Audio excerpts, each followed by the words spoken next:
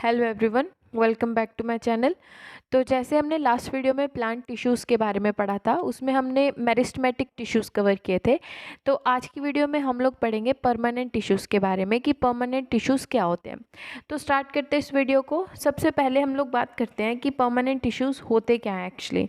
तो जो एक सेल होता है, जैसे मैंने बताया था आपको मेरिस्टेमेटिक सेल होता है ना। मेरिस्टेमेटिक सेल की क्या खासियत होती है कि ये कंटिन्यूअस डिवाइड होता रहता है ना, कंटिन्यूअस डिवीजन होती है मेरिस्टेमेटिक सेल्स में, रेपिडेटली डिवाइड होता रहता है ये सेल। बट क्या होता है कि अगर किसी सेल में कोई सेल मेच्योर हो गया है ना, और उसमें जो उसकी ग्रोथ है वो भी ऑलरेडी, वो पूरी ग्रोथ जो उसकी साइकिल है उससे वो गुजर चुका है, और उसमें जितनी डिविजन्स होनी थी वो हो चुकी हैं।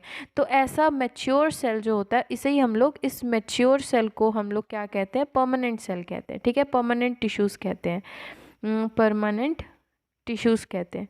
ठीक है, यानी कि जिस सेल में तो डिवीजन कंटिन्यू होती रहे वो तो हो गया मेरिस्टेमेटिक टिश्यूज़, और जिसमें जो मैच्योर सेल है उसे हम लोग कहते हैं परमानेंट टिश्यू। ठीक है, बस ये दो चीज़ें हमें याद रखनी है।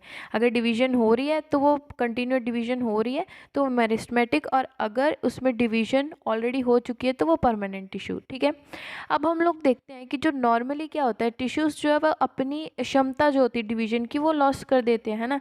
जैसे मैंने यहाँ पे बताया कि ऑलरेडी इसमें डिवीजन हो चुकी है, तो ये जब अपनी डिवीजन की जो कैपेबिलिटी है वो ख़त्म हो जाएगी जब इसमें, तो वो परमानेंट टिश्यू बन जाएगा। मेरिस्टेमेटिक है ये, मेरिस्टेमेटिक टिश्यू ही, बट जब इसमें डिवीजन पूरी हो जाएगी, मतलब और ये डिवाइड नहीं कर पाएगा, तो ये किस में कन्वर्ट हो जाएगा, ये परमानेंट टिश्यू बन जाएगा।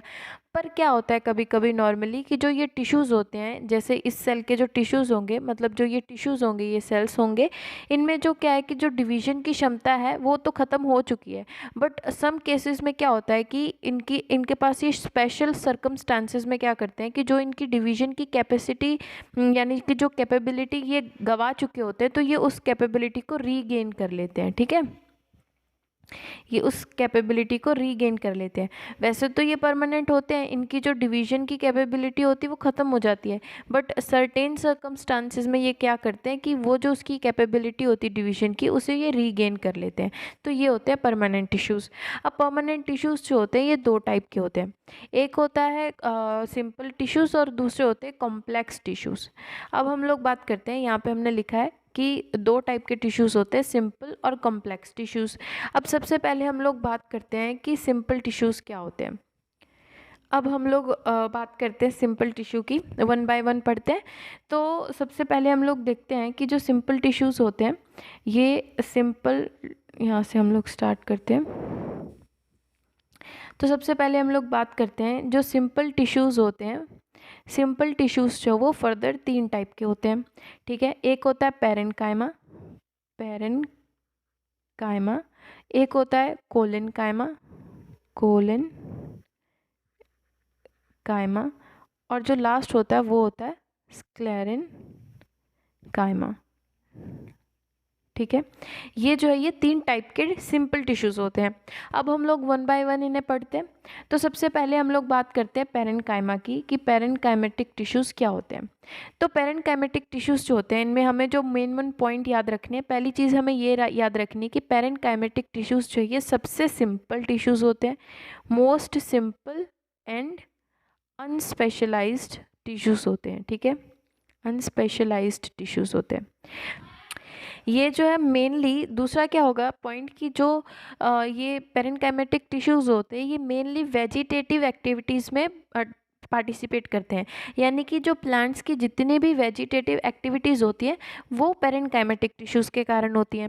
अब नेक्स्ट अगर हम लोग बात करें कि ये टिश्यूज़ जो है ये लिविंग टिश्यूज़ होते हैं, ये मोस्ट इम्पॉर्टेंट पॉइंट है कि पेरेन्काइमेटिक टिश्यूज़ जो है वो लिविंग सेल्स से होते हैं। ठीक है, इनमें लिविंग सेल्स होते हैं, और इनकी जो वॉल होती है वो थिन वॉल्ड होते हैं, thin, T THIN, thin walled. ठीक है, ये दो पॉइंट हमें याद रखने हैं कि एक तो ये जो पेरेन्काइमेटिक सेल्स होते हैं, ये टिश्यूज़ जो होते हैं ये लिविंग सेल से बने होते हैं, और इनकी वॉल जो है वो थिन होती है। अब वॉल की बात की तो वॉल इनकी किससे बनी होती है, वॉल जो है इसकी या तो सेल्यूलोज से बनी होती है, या इनकी वॉल जो है वो कैल्शियम कैल्शियम पैक्टेट से बनी होती है। ठीक है, अब हमें इस स्लाइड में 3 क्वेश्चन याद रखने हैं। पहला क्या है कि ये मोस्ट सिंपल टिश्यूज़ होते हैं, अनस्पेशलाइज्ड होते हैं। ये जो है लिविंग टिश्यूज़ होते हैं, जहाँ पे भी पैरेन्काइमा की बात आ गई मतलब वहाँ पे लिविंग सेल्स की बात आ गई। तो पैरेन्काइमा टिश्यूज़ क्या होते हैं, ये लिविंग होते हैं और इनकी जो सेल वॉल होती है वो थिन सेल वॉल होते हैं। और सेल वॉल या तो सेल्यूलोज से बनी होती है या फिर सेल वॉल जो है वो कैल्शियम पैक्टेट से बनी होती है। ठीक है, अब नेक्स्ट हम लोग बात करेंगे कि ये जो है इनके फंक्शंस की बात करेंगे कि जो पैरेन्काइमेटिक सेल्स होते हैं इनके फंक्शन क्या होते हैं। अब जैसे मैंने ऑलरेडी बात की कि जो पैरेन्काइमेटिक सेल्स होते हैं ये नॉन स्पेशलाइज्ड होते हैं, है ना, और मोस्ट सिंपल होते हैं। तो ये क्या होता है, ये जो है मोस्टली प्लांट के हर पार्ट में ये पैरेन्काइमेटिक सेल्स जो है वो प्रेजेंट होते हैं। ठीक है, अब हम लोग देखते हैं कि कहाँ कहाँ पर पैरेन्काइमेटिक सेल्स प्रेजेंट होते हैं। पैरेन्काइमेटिक सेल्स जो है ये एपिडर्मिस में प्रेजेंट होते हैं, ये कॉर्टेक्स में प्रेजेंट होते हैं, पिथ में, पेरीसाइकिल में, या फिर जो मेसोफिल ऑफ सेल्स, ये इंपॉर्टेंट पॉइंट है, ये हमें याद रखना है कि जो लीफ का मेसोफिल होता है, लीफ के मेसोफिल में भी पैरेन्काइमेटिक सेल्स प्रेजेंट होते हैं। ठीक है, पैरेन्काइमा सेल्स प्रेजेंट होते हैं। ठीक है, लीफ के मेसोफिल में भी। और उसके बाद जो पल्प होता है फ्रूट का या फिर जो एंडोस्पर्म होता है सीड का, उसमें भी ये पैरेन्काइमेटिक सेल्स जो है यही टिश्यू प्रेजेंट होते हैं। यानी कि जो एंडोस्पर्म होता है सीड का उसमें भी पैरेन्काइमेटिक सेल्स जो है वो प्रेजेंट होते हैं। ये हमें पॉइंट्स याद रखने हैं। अब हम लोग बात करते हैं इसके फंक्शंस की कि पैरेन्काइमेटिक टिश्यूज़ के क्या क्या फंक्शंस होते हैं। तो जो फर्स्ट फंक्शन है इसका वो ये है कि ये storage of reserve food material, यानी कि जो रिजर्व्ड फूड मटेरियल होता है उसे स्टोर करके रखता है। ठीक है, फर्स्ट क्या इसका काम है, स्टोरेज का काम है, फूड मटेरियल के स्टोरेज का काम है। दूसरा इसका काम क्या है कि ये जो है ये वाटर को भी स्टोर करके रखता है सक्यूलेंट्स में, जो सक्यूलेंट्स होते हैं उसमें ये वाटर स्टोर करके रखता है। ठीक है, वाटर की स्टोरेज करता है। तीसरा इसका फंक्शन क्या है कि ये gaseous exchange in water plants, जो वाटर प्लांट्स होते हैं जैसे कि एक्वेटिक प्लांट्स, जैसे हम लोटस की बात करते हैं तो लोटस कैसे होता है, ये वाटर होता है और ये लोटस होता है। सपोज अच्छा नहीं बना बट ऐसा कुछ लोटस होता है ना, तो इसकी यहाँ पे इस तरीके से लोटस होता है, ये वाटर के ऊपर फ्लोट कर रहा होता है। तो जो ये फ्लोटिंग होती है, जो ये उसकी तैरने की कैपेसिटी या जो ये फ्लोटिंग होती है इसकी, और जो इसके गैस एक्सचेंज होती है वाटर प्लांट में, गैस का एक्सचेंज होता है, ये भी किसके कारण होता है, ये भी पैरेन्काइमेटिक सेल्स के कारण ही होता है। तो ये भी इसका एक इम्पॉर्टेंट पॉइंट है। 3 पॉइंट्स हमें याद रखने हैं। एक क्या है कि ये फूड रिजर्व करके रखता है, रिजर्व फूड मटेरियल करके रखता है स्टोर। दूसरा क्या है कि सक्यूलेंट्स में वाटर स्टोरेज करके रखता है। और तीसरा क्या है कि जो बोयंसी यानी कि जो फ्लोटिंग कैपेसिटी होती है वो, और जो गैस एक्सचेंज होता है, गैशियस एक्सचेंज होता है वाटर प्लांट्स में, वो भी किसके कारण होता है, वो भी पैरेन्काइमेटिक टिश्यूज़ के कारण ही होता है। ठीक है, ये 3 चीज़ें हमें याद रखनी है। अब नेक्स्ट हम लोग बात करते हैं नेक्स्ट टाइप के, वो है कोलेनकाइमा। तो कोलेनकाइमा क्या होता है, कोलेनकाइमेटिक टिश्यूज़ जो होते हैं ये क्या होते हैं कि ये भी लिविंग होते हैं। जो इंपॉर्टेंट पॉइंट्स हैं हम सिर्फ वही याद रखेंगे। पहला पॉइंट क्या रखेंगे याद कि ये भी जो है ये लिविंग सेल से बने होते हैं। ठीक है, उसके बाद वाली चीज़ हम क्या याद रखेंगे कि इसके पास प्रोटोप्लाज्म भी होता है। ठीक है, प्रोटोप्लाज्म भी इनमें प्रेजेंट होता है। इनकी जो सेल वॉल बनी होती है वो किससे बनी होती है, सेल वॉल की जो कंपोजिशन होती है वो कैसी होती है। पैरेन्काइमा में हमने पढ़ा कि सेल वॉल जो थी वो किससे बनी थी, सेल्यूलोस या कैल्शियम पैक्टेट से। अब इसकी सेल वॉल किससे बनी होती है, या तो हेमी सेल्यूलोस से बनी होती है, हेमी सेल्यूलोस से बनी होती है, या फिर सेल्यूलोस से, मतलब ये कंपोनेंट्स है इसके, सेल्यूलोस होता है एक, और एक क्या होता है, सेल्यूलोस होता है एक, और एक होता है पैक्टीन। ठीक है, ये 3 कंपोनेंट्स होते हैं इसकी सेल वॉल के। अब नेक्स्ट पॉइंट हमें क्या याद रखना है कि जो ये वाले सेल्स होते हैं यानी कि जो कोलेनकाइमेटिक टिश्यूज़ होते हैं इनमें क्या होता है कि ये जो है वाटर एब्जॉर्बिंग कैपेसिटी इनमें बहुत ज़्यादा होती है। ठीक है, इनमें क्या होती है, हाई वाटर एब्जॉर्बिंग कैपेसिटी, यानी कि इनके पास जो है हाई, ये वाटर को बहुत ज़्यादा एब्जॉर्ब कर पाते हैं, ये इनके पास एक कैपेसिटी होती है। ठीक है, अब हम एक बार इसे रब करते हैं और उसके बाद देखते हैं नेक्स्ट चीज़ की इससे इम्पॉर्टेंट क्वेश्चन क्या बन सकते हैं इस पॉइंट से। तो इस पॉइंट से इम्पॉर्टेंट क्वेश्चन ये बन सकता है कि why the collenchymatic cells are having high water absorbing capacity. तो ऐसा क्यों होता है, क्यों ये ज़्यादा वाटर एब्जॉर्बिंग कैपेसिटी होती है? तो क्योंकि जैसे मैंने बताया कि इसकी जो सेल वॉल होती है वो सेल्यूलोज से बनी होती है, और सेल्यूलोज के साथ ही इसके एक सब्सटेंस प्रेजेंट होता है जिसे कहते हैं पेक्टिक सब्सटेंस। ठीक है, PECTIC, पेक्टिक सब्सटेंस। ठीक है, ये दो सब्सटेंस इसकी सेल वॉल में प्रेजेंट होते हैं, इसीलिए इसकी जो वाटर एब्जॉर्बिंग कैपेसिटी है वो बहुत हाई होती है। तो ये पॉइंट भी हमें याद रखना है। अब नेक्स्ट पॉइंट, जो मोस्ट इंपॉर्टेंट पॉइंट हमें कोलेनकाइमा को लेकर याद रखना है, वो ये है कि जो कोलेनकाइमेटिक सेल्स होते हैं ना, ये मोस्टली कहाँ प्रेजेंट होते हैं? ये प्रेजेंट होते हैं डाइकोट की स्टेम में या लीव्स में। ठीक है, डाइकोट की लीफ में प्रेजेंट होते हैं या उसकी स्टेम में प्रेजेंट होते हैं, और एब्सेंट कहाँ होते हैं? मोनोकॉट में। ठीक है, ये मोनोकॉट में भी एब्सेंट होते हैं और रूट्स में भी एब्सेंट होते हैं, चाहे रूट्स वो डाइकोट की हो चाहे वो रूट्स मोनोकॉट की हो, दोनों में ही ये एब्सेंट होते हैं ये वाले सेल्स। तो ये सिर्फ प्रेजेंट कहाँ होते हैं? ये डाइकोट की लीफ में प्रेजेंट होते हैं या डाइकोट प्लांट के स्टेम में प्रेजेंट होते हैं। कौन? Collenchyma cells. बट एक एक्सेप्शन केस होता है कि अगर कोई रूट है, मोस्टली क्या होता है कि जो रूट्स होती है वो अंडरग्राउंड पार्ट्स पे होती है ना, मतलब सॉइल में प्रेजेंट होती है, अंडरग्राउंड पार्ट होता है प्लांट का जो रूट्स होती हैं। बट सम केसेस में क्या होता है, रूट्स जो है वो सनलाइट के कंटेक्ट में भी आती हैं, है ना, सम केसेस में। तो जो रूट्स, वैसे तो कोलेनकाइमा जो रूट्स में प्रेजेंट नहीं होता है, बट जो रूट्स जो है वो सन के कंटेक्ट में आती है, यानी कि ये सीधा सूरज के कंटेक्ट में ये वाली रूट्स आ रही हैं, तो इन रूट्स में भी कोलेनकाइमेटिक सेल्स जो है वो प्रेजेंट होते हैं। ठीक है, तो एक्सेप्शन हमें क्या याद रखनी है? रूट्स में कोलेनकाइमा प्रेजेंट नहीं होता है, बट जो रूट्स जो हैं वो लाइट के कांटेक्ट में आती हैं, तो उन रूट्स में जो है वो कोलेनकाइमा प्रेजेंट होता है। ठीक है, हमें ये 3 पॉइंट्स भी याद रखने हैं। अब हम लोग बात करते हैं कोलेनकाइमेटिक सेल्स के फंक्शंस की, कि कोलेनकाइमेटिक जो टिश्यूज़ होते हैं उनके क्या फंक्शंस होते हैं। तो जो कोलेनकाइमा का फर्स्ट इम्पॉर्टेंट फंक्शन होता है ये कि ये सपोर्ट प्रोवाइड करता है। ठीक है, सपोर्टिंग टिश्यूज़ होते हैं ये, सपोर्टिंग टिश्यूज़ होते हैं। ओके, यानी कि प्लांट, आपने देखा होगा जब बहुत तेज़ हवा चलती है तो प्लांट इधर उधर मूव करता है, बट वो जो फ्लेक्सिबिलिटी होती है प्लांट की वो किसके कारण होती है?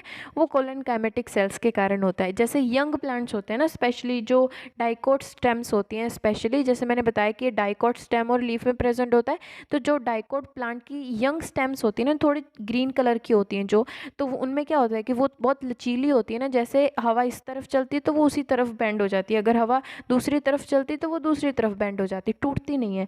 तो ये जो लचीलापन होता है, यानी कि वो जो बेंड हो जाती है किसी भी तरफ, तो वो क्यों होती है? वो कोलेनकाइमेटिक सेल्स के कारण होती है। ठीक है, तो पहला इसका काम क्या हो गया कि ये सपोर्टिंग टिश्यूज़ होते हैं। दूसरा क्या हो गया कि जैसे मैंने कहा कि ये डाइकोट के लीफ में भी प्रेजेंट होते हैं, तो ये कहाँ प्रेजेंट होते हैं? कि लीफ की मार्जिन में प्रेजेंट होते हैं। ठीक है, तो क्या होता है कि जैसे हम लोगों ने देखा है कि जब बहुत तेज़ हवा चलती है ना, तो हवा चलने के कारण क्या, प्लांट तो जो मोटे प्लांट्स होते हैं ना, जो वुडी प्लांट्स होते हैं, वो तो फिर भी कभी कभी हवा के कारण टूट जाते हैं। बट क्या होता है कि कभी आपने लीफ को हवा के कारण फटते हुए देखा है? नहीं देखा ना।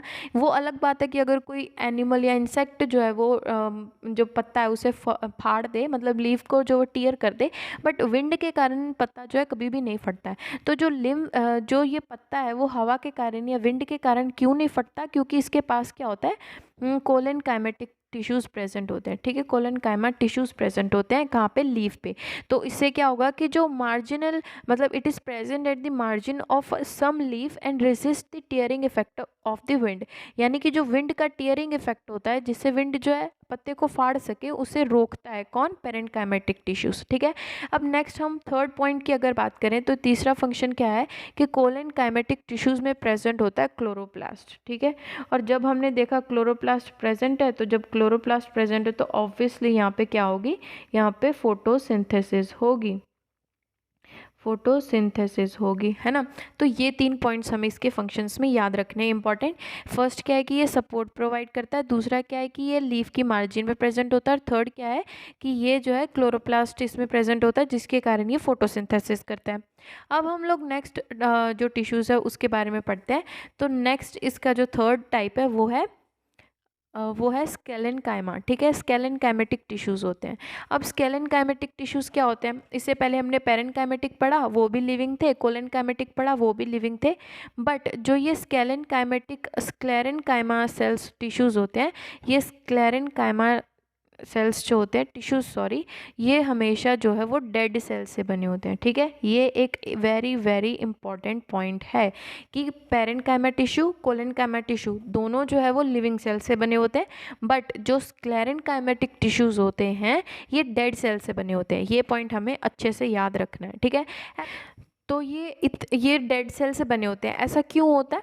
ऐसा इसीलिए होता है क्योंकि जो इनकी सेकेंडरी सेल वॉल होती है ना, secondary cell wall, primary cell wall, middle lamella, ये सब मैंने फर्स्ट वीडियो में पढ़ाया था सेल बायोलॉजी वाली में, जिसमें हमने सेल ऑर्गेनेल्स पढ़े थे। तो उस वीडियो का मैं लिंक डिस्क्रिप्शन बॉक्स में डालूंगी, आप वो वीडियो ज़रूर देखना। तो हमने वहाँ पे सेकेंडरी सेल वॉल पढ़ी थी। तो इसमें क्या होता है कि ये जो टिश्यूज़ होते हैं ये डेड क्यों होते हैं? क्योंकि जो इनकी सेकेंडरी सेल वॉल होती है ना, सेल वॉल के ऊपर क्या होता है कि डिपोजिशन हो जाती है। सेकेंडरी सेल वॉल जो होती है वो बहुत थिक होती है। वो थिक क्यों हो जाती है? क्योंकि इसके ऊपर जो है वो डिपोजिशन हो जाती है, डिपोजिशन होती है किसकी? लिग्निन की, ठीक है। ये हमें इंपॉर्टेंट पॉइंट याद रखना है कि जो सेकेंडरी स्क्लेरेनकाइमेटिक सेल्स होते हैं, टिश्यूज़ होते हैं, ये डेड सेल से बने होते हैं। क्यों? क्योंकि जो इनकी cell wall, secondary cell wall होती है, उसके ऊपर डिपोजिशन होती है किसकी? लिग्निन की, ठीक है। तो लिग्निन की डिपोजिशन के कारण ये जो टिश्यूज़ होते हैं ये डेड सेल से बने होते हैं, या डेड टिश्यूज़ कहते हैं इन्हें, ठीक है। अब आगे हम लोग देखते हैं कि जो स्क्लेरेनकाइमेटिक टिश्यूज़ होते हैं ये भी फर्दर 2 टाइप के होते हैं। कौन कौन से 2 टाइप के होते हैं? एक तो होता है इसे कहते हैं फाइबर्स, और दूसरे होते हैं जिसे हम लोग कहते हैं स्क्लेराइड्स, ठीक है। ये दोनों 2 टाइप के टिश्यूज़ मिलके जो है वो स्क्लेरेनकाइमेटिक टिश्यूज़ को बनाते हैं, ठीक है। अब हम लोग पहले बात करते हैं कि फाइबर्स क्या होते हैं। फाइबर्स जो होते हैं ये लॉन्ग होते हैं, लॉन्ग एलोंगेटेड सेल्स होते हैं, और इनके जो एंड्स होते हैं वो पॉइंटेड होते हैं, यानी कि कुछ इस तरीके के ये होते हैं, ऐसे लंबे होते हैं, और इनके जो एंड्स होते हैं वो टैपर्ड होते हैं, पतले होते हैं, ठीक है। कुछ इस तरीके के ये टिश्यूज़ होते हैं।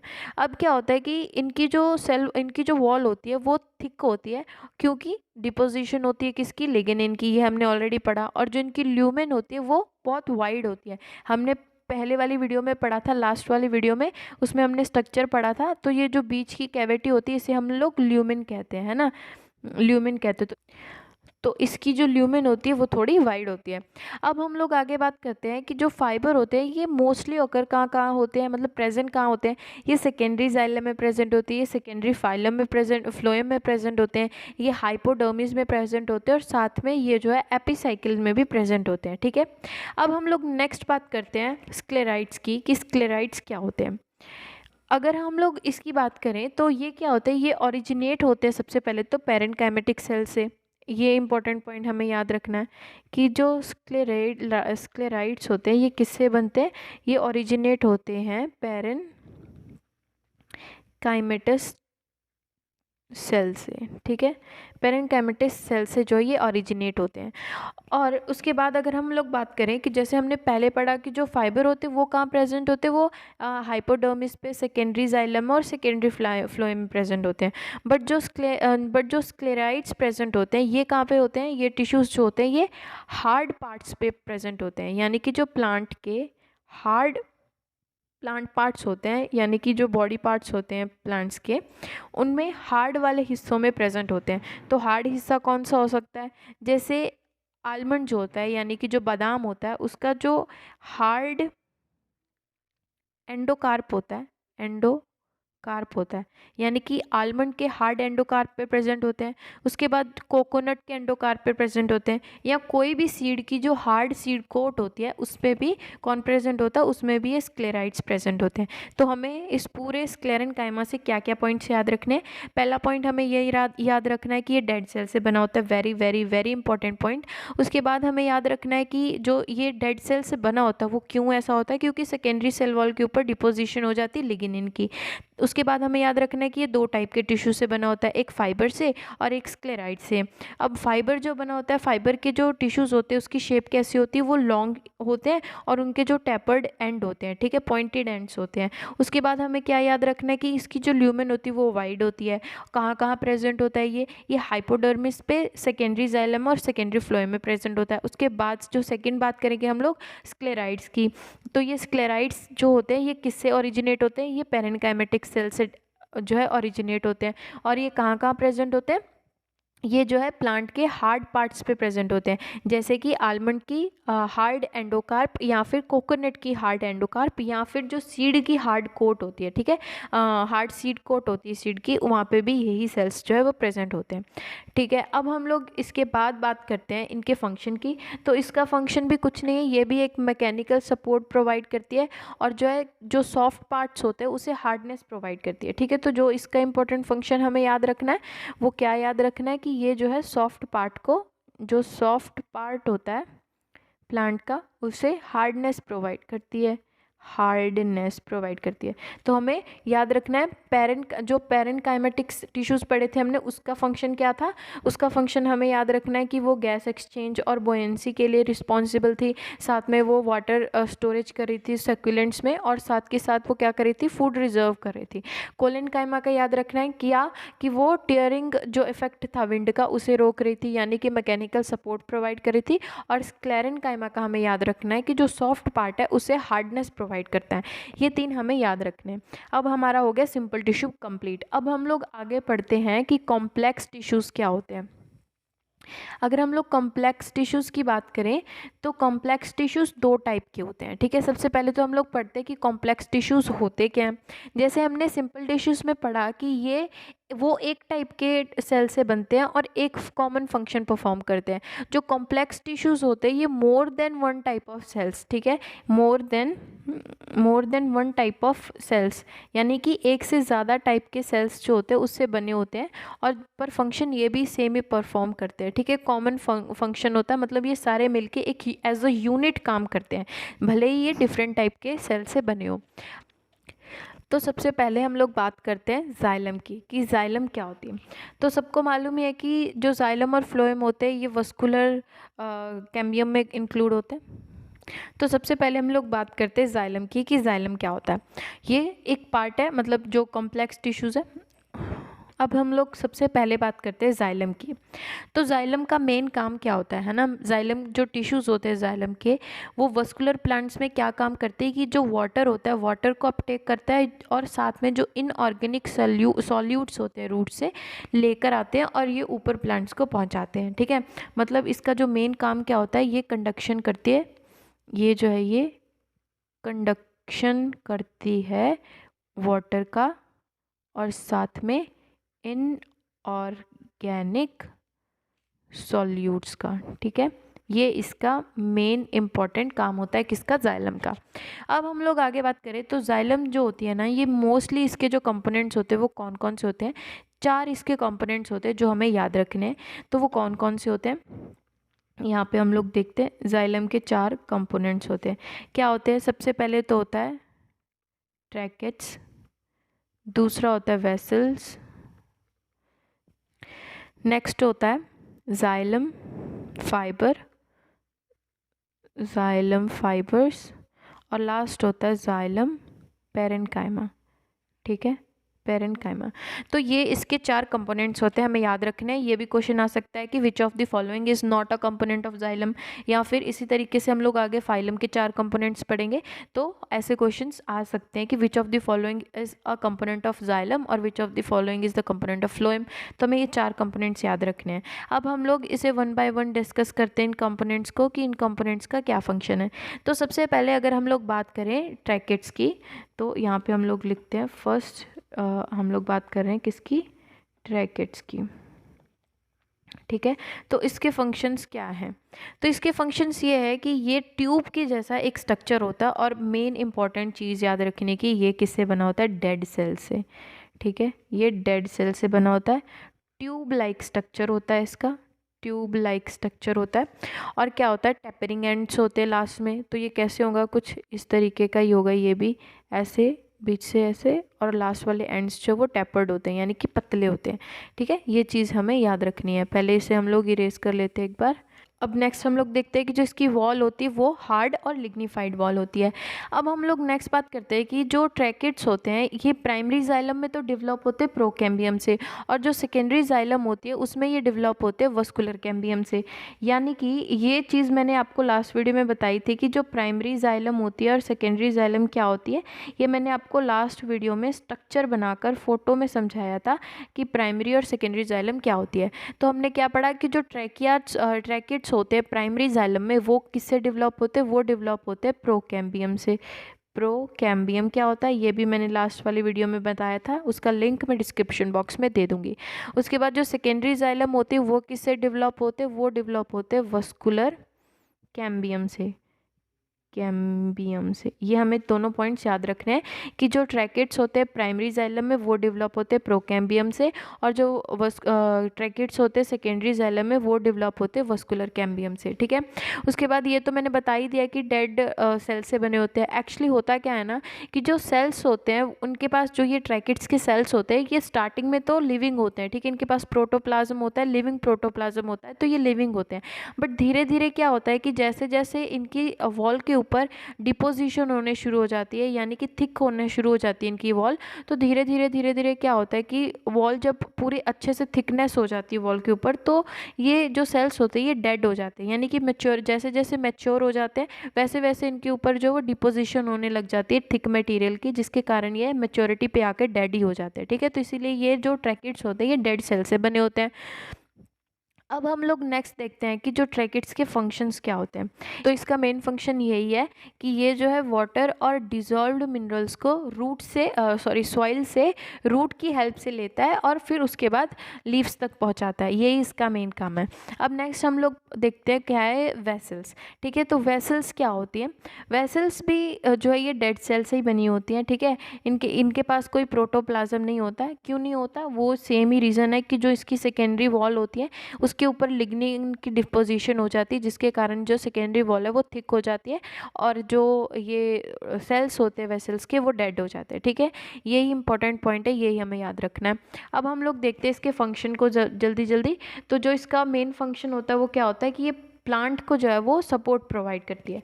ठीक है, स्पेशली जो है ये एंजियोस्पर्म्स में ये पॉइंट हम लोग याद रख सकते हैं। यहाँ पे मैं लिखती हूँ कि जो एंजियोस्पर्म्स होते हैं, एंजियोस्पर्म्स होते हैं, ठीक है, उनमें क्या होता है कि ये टिश्यूज़ जो है वो स्पेशली प्रेजेंट होते हैं। ठीक है, जो वेसल्स टिश्यूज़ जो है ये मेनली प्रेजेंट होते हैं एंजियोस्पर्म में, वहाँ पे ये वाटर अपटेक करते हैं। ठीक है, वाटर और न्यूट्रिएंट्स को जो रूट से लेके आते हैं और लीव्स तक ले जाते हैं, तो ये काम यहाँ पर ये वेसल्स करती हैं। ठीक है, ये पॉइंट हमें याद रखना है। नेक्स्ट क्या है कि इसका जो मेन फंक्शन है वो क्या है, वो मैकेनिकल सपोर्ट प्लांट को प्रोवाइड करते हैं। ठीक है, उसके बाद जो नेक्स्ट अगर हम लोग बात करें नेक्स्ट कंपोनेंट क्या है, तो नेक्स्ट कंपोनेंट है इसका जाइलम फाइबर। ठीक है, जाइलम फाइबर में ऐसा कुछ इंपॉर्टेंट नहीं है याद करने के लिए इसमें, इसीलिए मैंने इसके अंदर कोई पॉइंट इंक्लूड नहीं किया। उसके बाद हम लोग देखें तो जाइलम पैरेन्काइमा। अब जाइलम पैरेन्काइमा आ गया, तो जहाँ पैरेन्काइमा आ गया तो इसका मतलब क्या हो गया कि वो सेल्स जो है वो लिविंग सेल्स हैं। ठीक है, इससे पहले हमने दो कंपोनेंट्स पढ़े इसके, ट्रैकिया, ट्रैकेट्स और वेसल्स, दोनों डेड सेल से बनी हुई थी। बट यहाँ पे हमने देखा जाइलम पैरेन्काइमा, तो पैरेन्काइमा हमने फर्स्ट स्लाइड में पढ़ा था कि लिविंग सेल्स होते हैं, तो जो ये भी प्रेजेंट, ये भी जो सेल्स होते हैं इसके जाइलम पैरेन्काइमा के, ये भी लिविंग ही होते हैं। ठीक है, अब हम लोग देखेंगे कि जो पेरेंट काइमा जो जाइलम पेरेंट काइमा है वो सेकेंडरी जाइलम में, वैसे तो ये प्राइमरी जाइलम में भी प्रेजेंट होता है और ये सेकेंडरी जाइलम में भी प्रेजेंट होता है। प्राइमरी जाइलम क्या, सेकेंडरी जाइलम क्या, ये मैंने लास्ट वीडियो में बताया है, ठीक है। तो जाइलम पेरेंट काइमा जो है ये प्राइमरी जाइलम में भी प्रेजेंट होता है और ये सेकेंडरी जाइलम में भी प्रेजेंट होता है, ठीक है। अब सेकेंडरी जाइलम में जो ये प्रेजेंट होता है ये दो टाइप का होता है, ये हमें इंपॉर्टेंट है याद रखना है कि जो सेकेंडरी जाइलम में जो जाइलम पेरेंट काइमा वो दो टाइप का होता है। एक क्या होता है, वुड पेरेन्काइमा, वुड पेरेन्काइमा, और दूसरा क्या होता है, रे पेरेन्काइमा, रे पेरेन्काइमा, ठीक है। दो टाइप के होते हैं।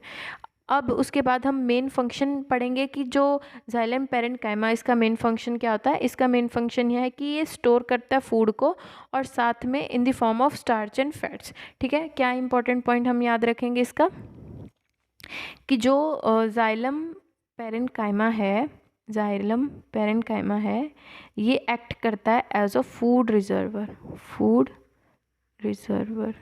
तो ये फूड को रिजर्व करके रखता है किसकी फॉर्म में, स्टार्च की फॉर्म में या फिर फैट्स की फॉर्म में, ठीक है।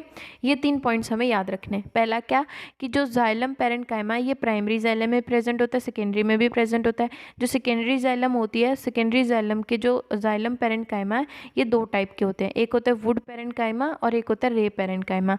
अब उसके बाद आता है कि जो जाइलम पेरेन्काइमा का मेन फंक्शन क्या होता है, कि ये फूड को रिजर्व करके रखती है किसकी फॉर्म में, स्टार्च की फॉर्म में और फैट्स की फॉर्म में। ये पॉइंट्स हमें याद रखने हैं। अब हमारी होगी जाइलम पूरी। अब हम लोग पढ़ते हैं आगे फ्लोएम के बारे में, ठीक है। फ्लोएम क्या होती है, फ्लोएम जो होती है, फ्लोएम में हम लोग फूड का ट्रांसपोर्ट होता है, ठीक है। यानी कि जो ऑर्गेनिक सॉल्यूट्स होते हैं, जाइलम में क्या हो रहा था, इनऑर्गेनिक सॉल्यूट्स का ट्रांसपोर्ट हो रहा था और फ्लोएम में क्या होगा कि ऑर्गेनिक सॉल्यूट्स का ट्रांसपोर्ट होगा। जाइलम में वाटर ट्रांसपोर्ट हो रहा था, वाटर मटेरियल का, फ्लोएम में फूड मटेरियल का ट्रांसलोकेट होता है, ठीक है। रूट से सॉरी लीव से रूट्स तक या पूरे पार्ट्स में जाता है, कहाँ से, लीव से। और जाइलम में क्या हो रहा था, वो रूट से पानी ऊपर आता है और यहाँ पे लीव्स से जो फूड है वो सारे प्लांट में जाता है फ्लोएम के थ्रू।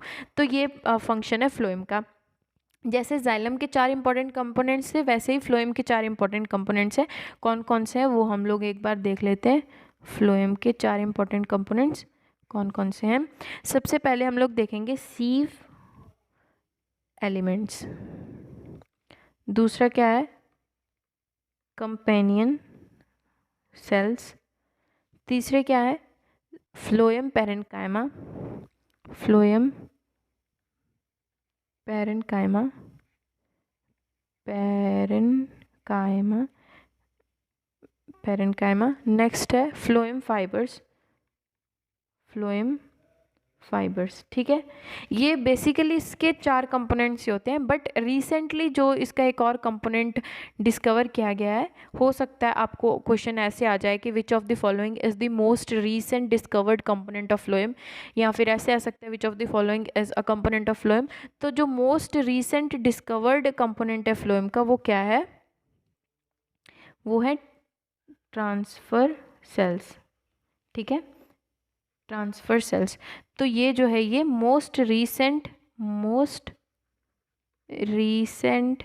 डिस्कवरी हुई है इन सेल्स की, कंपोनेंट्स की। तो ये भी एक कंपोनेंट है फ्लोएम का, ये पॉइंट्स भी हमें याद रखने हैं। अब हम लोग आगे बात करते हैं फ्लोएम की, कि जो एक एक करके इन कंपोनेंट्स को पढ़ते हैं हम लोग। अब हम लोग देखते हैं सीव एलिमेंट्स। तो सीव एलिमेंट्स में हमें मेन चीज़ें जो याद रखनी वो क्या क्या याद रखनी है। सबसे पहले तो हम ये देखेंगे कि जो सीव एलिमेंट्स होते हैं ये मेन कंपोनेंट होता है, मेन कंपोनेंट्स होते हैं किसका, फ्लोएम का, ये मेन कंपोनेंट है। दूसरी चीज़ हमें याद रखनी है कि जो सीव एलिमेंट्स होते हैं ये लिविंग सेल्स होते हैं, ठीक है, बट इसमें जो है न्यूक्लियस नहीं होता, ठीक है, विदाउट न्यूक्लियस होते हैं। ये इंपॉर्टेंट पॉइंट याद रखना है कि ये है तो living cells but without nucleus, इसमें न्यूक्लियस नहीं होता। थर्ड चीज़ हमें क्या याद रखनी है कि जो प्राइमरी सेल वॉल होती है इसकी, जो इसकी प्राइमरी सेल वॉल होती है वो किससे बनी होती है, वो सेल्यूलोज से बनी होती है, सेल्यूलोज से बनी होती है। नेक्स्ट पॉइंट हमें क्या याद रखना है कि जो प्राइमरी सेल वॉल होती है इसकी, वो समटाइम्स क्या होती है, वो थिक हो जाती है।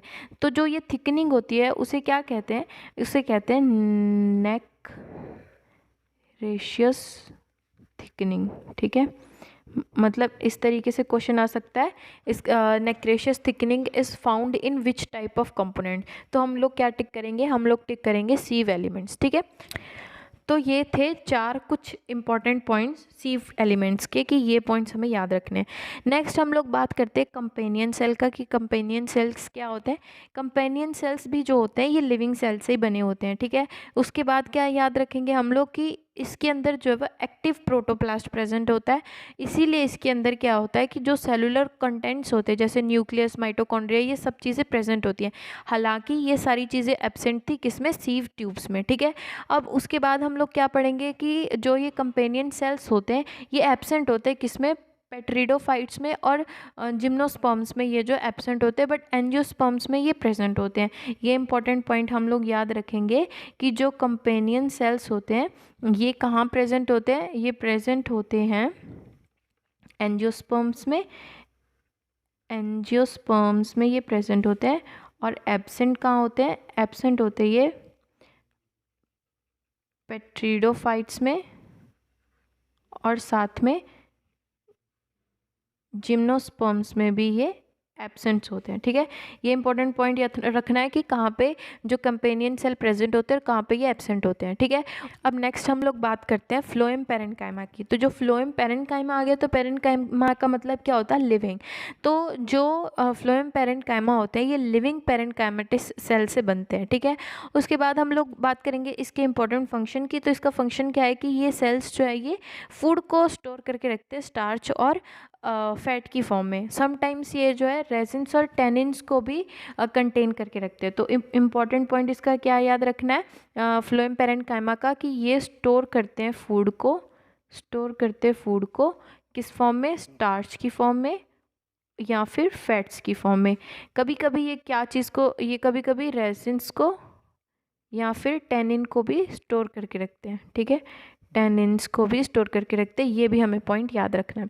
उसके बाद हम लोग देखेंगे कि जो फ्लोएम पेरेन्काइमा होता है ये प्रेजेंट होता है पेट्रिडोफाइट्स में और डाइकोट्स जिम्नोस्पर्म्स में, बट ये एब्सेंट का होता है मोनोकॉट्स में। ठीक है, उससे पहले हमने देखा था क्या कि कंपेनियन सेल कहाँ प्रेजेंट होते हैं, कंपेनियन सेल्स जो प्रेजेंट होते हैं एंजियोस्पर्म में। बट यहाँ पे हम लोग क्या देख रहे हैं कि जो फ्लोएम पेरेन्काइमा ये प्रेजेंट है पेट्रिडोफाइट्स में और डाइकोट जिम्नोस्पर्म में। हालांकि कंपेनियन सेल इन दोनों में एब्सेंट थे, ये चीज़ हमें याद रखनी है। उसके बाद हम लोग क्या याद रखेंगे कि जो इसका मेन फंक्शन है फ्लोएम पेरेन्काइमा का, ये तो हमने पढ़ ही लिया कि स्टोरेज होता है और फूड रिजर्व होता है, स्टोरेज करता है फूड को स्टार्च और फैट्स की फॉर्म में। अब नेक्स्ट हमारा जो लास्ट है वो है फ्लोएम फाइबर। फ्लोएम फाइबर को और किस नाम से जाना जाता है, फ्लोएम फाइबर को हम लोग कहते हैं blast fibre as well.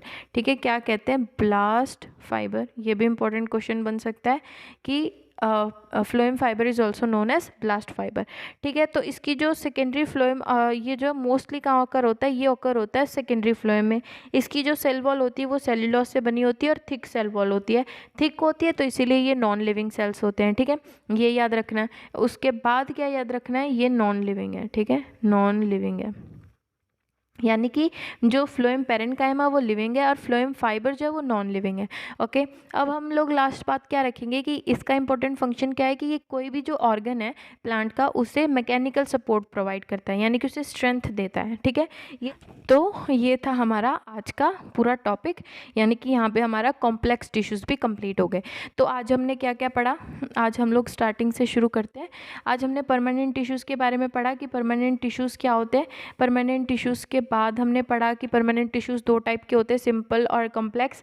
Simple में हमने देखा कि 3 टाइप के होते हैं, पेरेन्काइमा, कोलेनकाइमा और स्क्लेरेनकाइमा। उनके फर्दर हमने क्या फंक्शंस होते हैं ये सब पढ़ा। उसके बाद हमने पढ़ा सिंपल टिश्यूज़ के बाद कॉम्प्लेक्स टिश्यूज़ होते हैं। कॉम्प्लेक्स टिश्यूज़ 2 टाइप के होते हैं, जाइलम होती है और फ्लोएम होती है।